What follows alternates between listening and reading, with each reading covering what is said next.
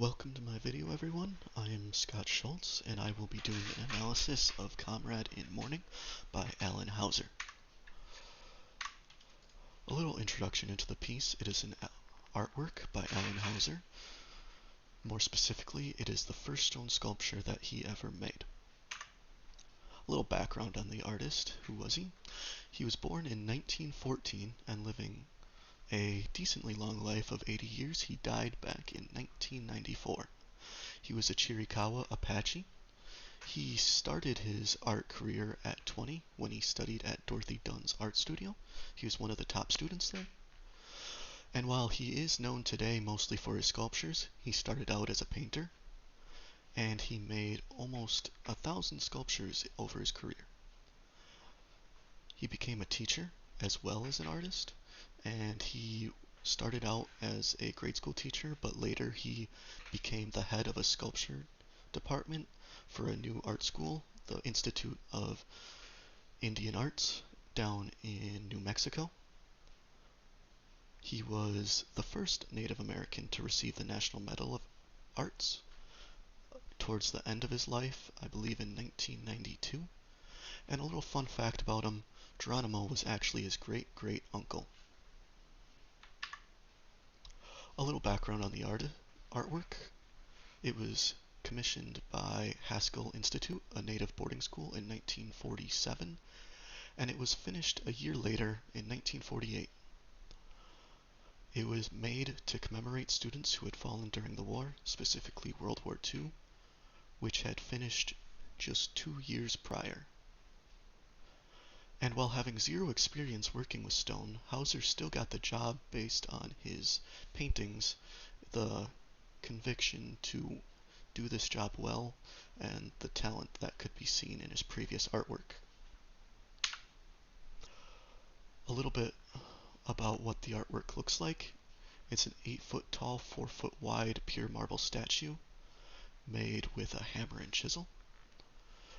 It depicts a native warrior wrapped in a shawl with a headdress at their feet.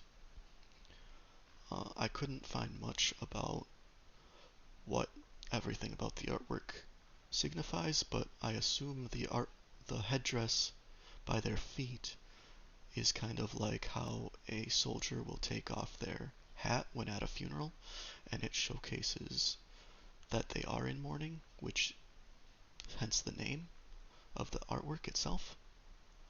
There is a lot of realism in this piece compared to many of his other pieces where it becomes a little more abstract, but that makes sense considering it's a memorial.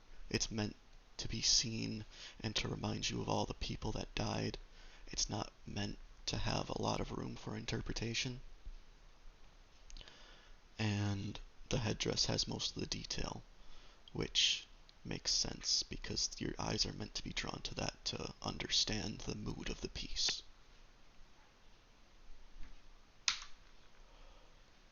Finally, I would like to talk about the significance of this piece. I believe it is unarguably Hauser's most crucial piece. It was the first sculpture that he got paid to make, and it allowed him to get grants that catapulted his career forward, because had he not gotten these grants, it is unlikely that he would have continued in sculpting, and he would have not been nearly as influential in his career as he was because of this. There's 4 main themes I'd like to talk about with this piece, the first of which is survivance, which, since it's a sculpture, sculptures are made to be seen and last a long time, especially since it's made out of stone.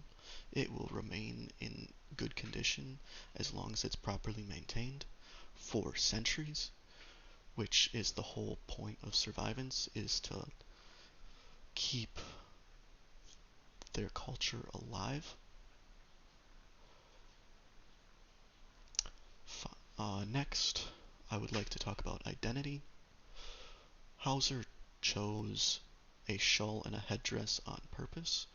It's not like that would have been the attire that they would have wore to war. they would have wore a uniform just like any other soldier, but Hauser dressed them in a shawl and a headdress to signify their traditional culture and what they wanted to be identified with and the culture that they grew up with. Next would be resistance. This was made in 1940s America. The view of natives during this time was less than ideal. Let's put it at that.